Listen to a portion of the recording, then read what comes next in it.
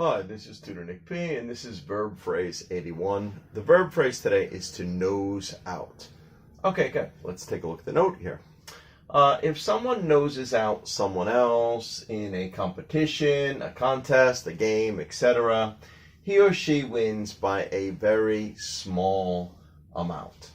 Okay, let's take a look at some examples here. Example number one, that politician was barely able to nose out a victory.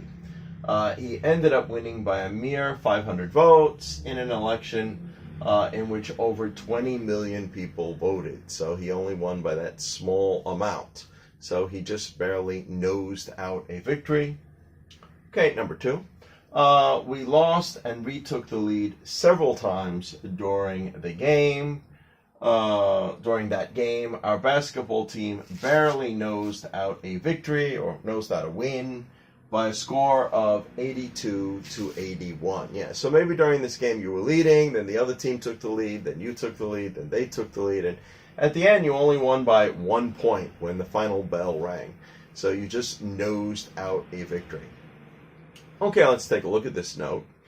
The verb phrase comes from the idiom, to win by a nose.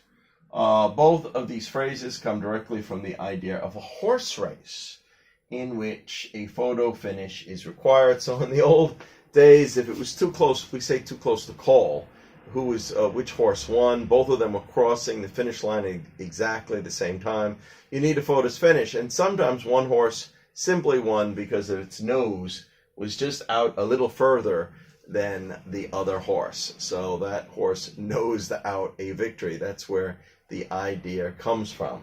So if you nose out a victory or nose out a win, or you win by a nose, that's where it comes from. It comes from the old idea of horse races. Okay, anyway, I hope it's clear. I hope you got it. Thank you for your time. Bye-bye.